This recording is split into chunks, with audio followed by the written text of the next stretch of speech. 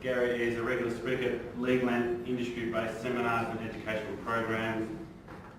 In addition to his Australian appearances, he's delivered papers at major venues in the United States, the United Kingdom, the United Arab Emirates, Oman, Singapore, Vietnam, China and Fiji. In 2004, Gary, with his eldest son David, acquired a majority interest in a technology company that was subsequently rebranded MyStrata Proprietary Limited. The company now provides technology to users in numerous countries throughout the world. So again, Gary, thank you for joining us. You can hear me. Thank you, Michael. Yeah. Good morning, everybody. Look, Gary, there's a couple of things we're going to cover off. I wanted to cover off with you. Community within large communities and also some global trends, if we can.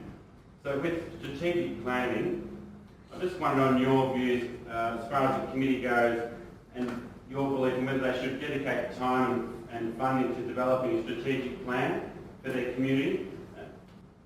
Okay, well, Michael, I think my answer to the question is yes. I think it is worth dedicating the time and funding to developing a strategic plan. You mentioned the word input, and I think that's probably a critical word because input from the community itself is fundamental, vital, in order to develop a good strategic plan. And I say that because, first of all, the owners get a buy-in to the product. But they understand the process and they know what the intended outcomes are. They're much more inclined to get involved in the implementation phase, and also if they know what the objectives are, the outcomes are going to be, they're much more inclined to accept the funding requirements. But I'm not sure just whether we sort of understand what a strategic plan is, or whether we've got the same understanding of what a strategic plan is. But to my mind, a strategic plan involves four things. It involves the governance of the community, how you're going to govern the community going forward, how you're going to manage the community, which is a fundamentally different thing to governance, and then how the maintenance and renewal of the community is going to occur. So that becomes like a caretaking component. And then the final component is how do you actually build a sense of community? How do you make the community a better place in which to live? And I think they're the four essential elements of a good strategic plan for a community. And the larger the community, the more important it is that each of those elements are addressed. Now, you mentioned process. I think the process depends to a large degree on the type of community you're dealing with, and in particular the size of the community. Because if you're talking about a community of 100 units, 100 housing product, the process is going to be different to a community of say 6 or 700 housing product. But assuming for the moment that we're talking about a fairly large one, then I think the process can be along the following lines. I think it's good to start with a survey of owners, so that before you do anything, you get a feel for what the owners are looking for in terms of their community. And then, as a result of that survey, the next step is to prepare a issues paper, which reflects what your view of the owners' opinions are. And then from the issues paper, it's, I think, useful to form a brainstorming group.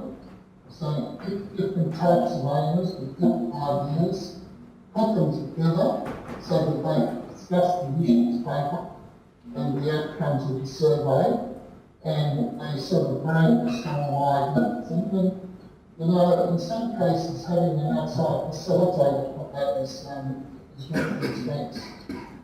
somebody who comes in and actually, sort of controls and stimulates the brainstorming group.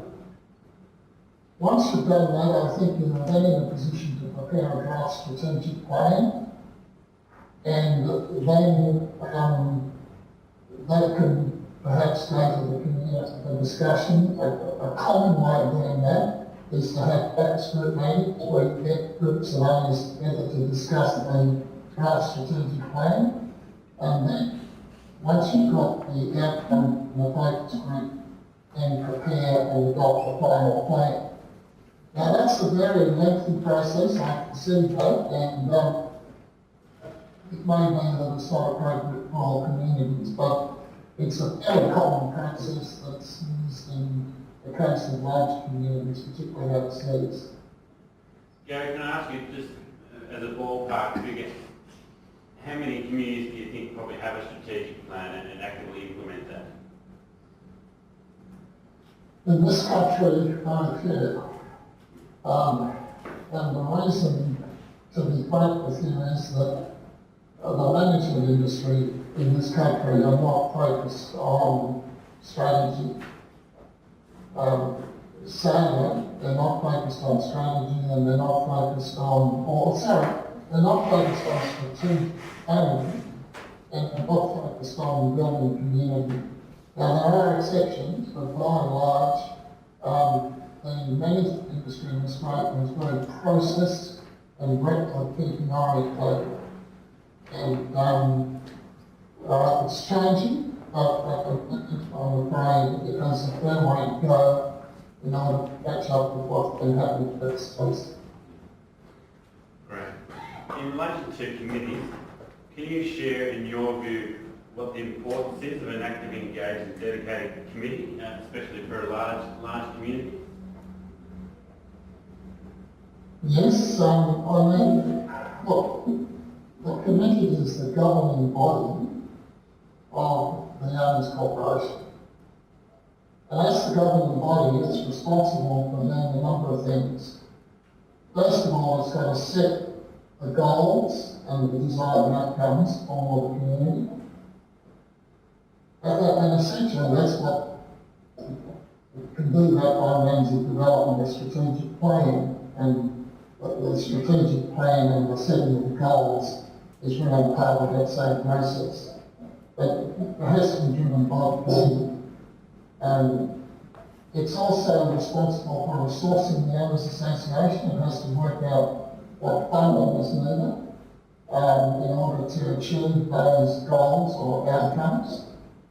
And then, in addition to funding, it needs to work out what assistance it needs at a management level. What type of management it requires, whether it requires more caretaking, whether it requires the acquisition of equipment, the employment of people, all of those things to go with the implementation of the plan to achieve the goals and outcomes. And then the final thing for the committee, as far as responsibility is concerned, is to measure the progress and to report that progress back to the owners. And part of the measurement of the progress is the supervision of the management team that's put in place to achieve the outcomes. So really, the committee is a very, very critical body in preserving and enhancing the values of properties within the community. And, it needs to be very active in order to achieve that. I might move on to community. Ourselves, we believe that we in the community have a key role in actively running, nurturing and continuing to develop community within large estates. We think it's a vital component to a successful community, an engaged community and a socially harmonious community. And we believe it also positively contributes to the value of owners' properties in the longer term. Do you believe that community development is important and that the committee take an active role in that? Yes, I do, and that's why when I talked about strategic planning, I indicated that the planning to build community is an important component of that. It really, what it boils down to is that the project or the development has to have a good reputation. It has to have a brand. There are communities where people say, oh, it would be really great to live in that community because it's such a dynamic, participatory community. And that's part of building the reputation and the brand of the community. And that's an important outcome. The other outcome is the social interaction and lifestyle. I mean, you know, architects go to a lot of trouble and town planners go to a lot of trouble to develop really nice places, physical places. But at the end of the day, that's only part of what it's like living in a place, a nice place, physical place. It's also important to have a place where it's really nice to live. There's nice people and people go on well together and they're supportive of each other. And it's that social interaction that really goes a long way to enhancing values. And you know, there's another interesting thing that has come out of some of the work that's been done in relation to communities. And that's the effect on younger people. You know, children are growing up in really dynamic social communities that can actually develop great contacts and great social skills. It's a bit like growing up in a small country town where you know everybody and you're under sort of some social pressure as far as your behaviour and the way you communicate with people. A lot of people in small country towns have a very close relationship with their townspeople, and that can help their positive impact young people. And what we're finding is that that's also occurring some community is a real social interaction. And I think that's you know, positive. What do you think is the recipe? What are the key components to ensure that a harmonious community is achieved? You know, I think the most important thing is the facilities, the physical facilities within the community. Because at the end of the day, if you don't have facilities that promote social interaction, then you're not going to get people getting together and mixing and talking and becoming friends and supporting each other. So the physical facilities, and you see this with conventional subdivisions, where the only facilities are essentially the roads and the light poles and perhaps the odd sort of access path or something like that.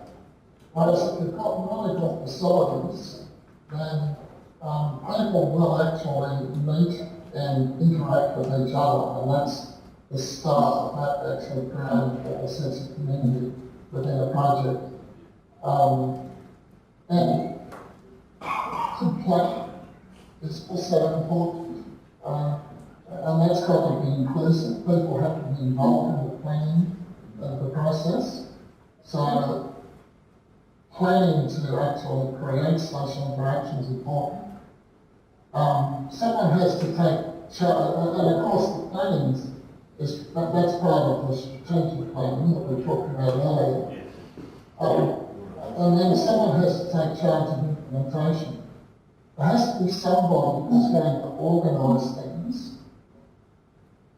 for the community. And in the larger communities in the United States, for example, they actually employ people whose sole function is to produce the newsletters, arrange functions, go out to the soccer match or weekend, take video.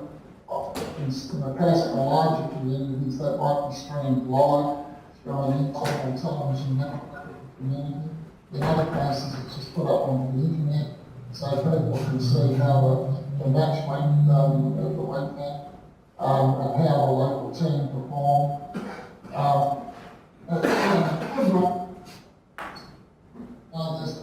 There's, I think on one occasion I remember preparing a list of activities that could be arranged for communities, within communities. And if you look at, say, children, mums and dads, and the older members of the community, there's a whole range of activities that can be organised for each of the age groups of the community. And the more effort put into doing that, then the more interaction and the more successful a community that you end up with. We've got done a paper on that goes into a lot of that detail, and I'll make that available to everyone here.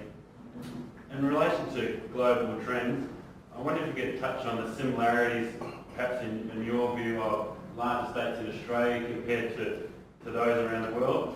I know we both talked to the delegates when they come over from the USA and from the United Arab Emirates, and it's surprising, or perhaps not surprising, that a lot of the key challenges are exactly the same around the world. So I wonder if you could just touch on the similarities, perhaps in design, and also challenges that they're also experiencing.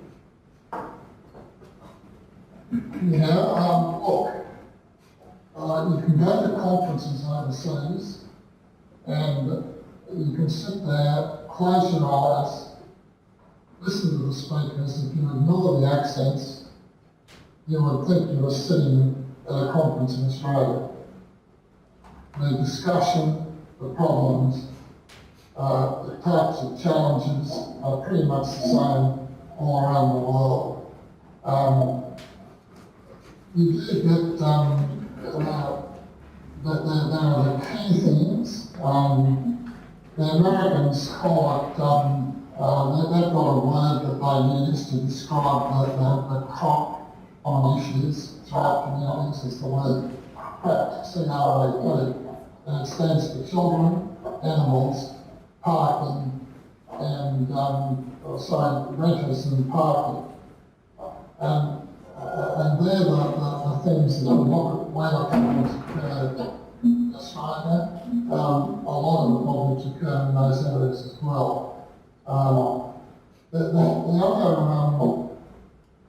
The other thing is getting people to participate in the governance of communities is a challenge everywhere.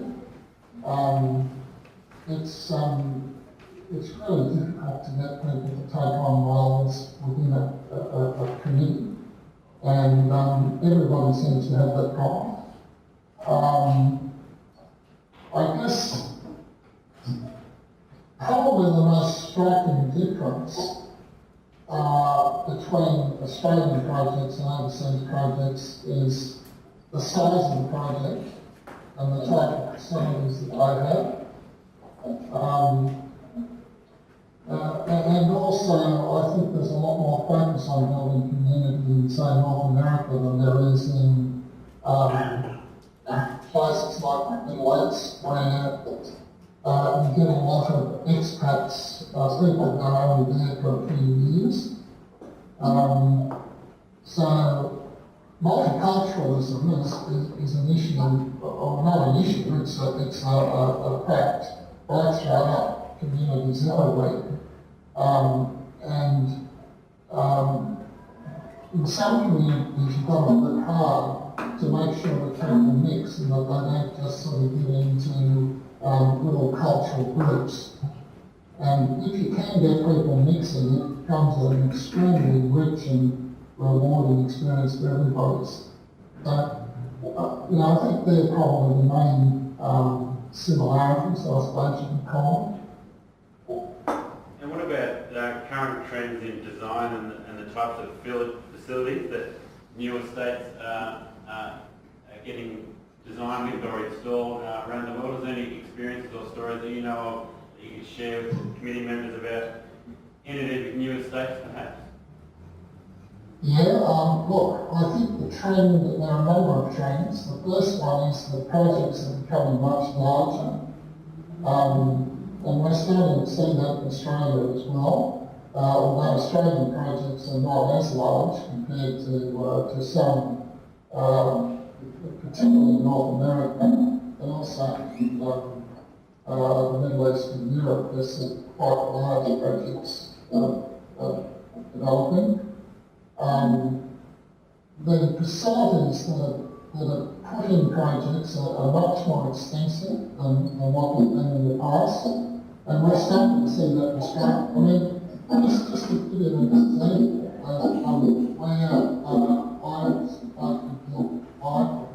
five years, the building that I lived in, just to remember, it had 3 squash courts, it had a swimming pool, it had a gymnasium, a children's playground, quite an extensive children's playground, a billiard room, a very large facility, part of that, it's like almost like a little club. It had netball basketball court, it had barbecue and picnic facilities, it had a laundry, an on-site laundry where people could sort of throw their dry out. It had a car wash service. When you came home at night, the car could be washed around the next day. Of course, it was dusty over there, it's necessary to have that. And then it had numerous coffee shops and restaurants in the basement around the base of the building. You know, that's the sort of thing that we're now starting to see a lot more of. But you need a very large project to support that. The other thing is the Mexican uses is becoming much more common, particularly with communities. What we're seeing is a lot of retail and mixing offices. The concept, it's quite a common concept in North America, and that is that you live and play within the community. So you live in the community, you've got the place that works in the community, and you're able to have all the recreational activities within the community. Overseas, we're doing a lot of things like child facilities, schools, social clubs, and a whole range of mixing of uses within the larger communities, so that people can actually have most of their living within the actual community itself. But the other thing that we're seeing is we're seeing a lot more use of technology within the communities. Technology being used more for communications between owners and residents, for transparency from a management point of view, so that people have a lot more information about how their community is going, both financially and in terms of administration. And also those portals can be used for people to get a whole range of goods and support services as part of, make their life easier. So I think they're probably the main trends that we're starting to see, and it's also happening in Australia. Fantastic. Gary, just in relation to golf and residential communities, within Australia there's a lot of press financially that they're struggling. Do you see I'm putting you on the spot here, I guess, to ask this question, but do you see that they're diminishing as far as developers looking to develop those types of communities that you're aware of, I guess, both Australia and overseas, or are they still a good product that's worthwhile? The big problem with them is the cost of developing them. Putting a golf course within a community is a very, very expensive thing to do for a developer. And I'm not sure what the current statistics are, but I used to be heavily involved with golf course communities in Formula One. And so there's something like 21% of people on a golf course can actually golf. You've got, say, 2,000 houses, and you've only got, 400 odd people that play golf. It doesn't go well for the financial viability of the golf course. And what tends to happen, golf course is a loss leader In fact, the costs money for the operators until the project is fully developed. And even when the project's fully developed, it's necessary also to bring outside usage of the course in order to make it pay for itself. Why they took the course there in the first place is because it provides substantial uplift in the value of the land. And they, particularly the land, the golf course becomes much more valuable. And the economics used to be on the basis that the increase in value of the land more than covered the cost of owning and operating the golf course during its development phase. The problem is that the gap is narrowed between those two. And also it's very much in the luxury top market, which is very competitive. So that's why we're not seeing as many golf course projects as we saw back in the 80s and 90s. Okay, looks there's no other questions. Thanks again so much for your time. Again, thank Gary Bugden for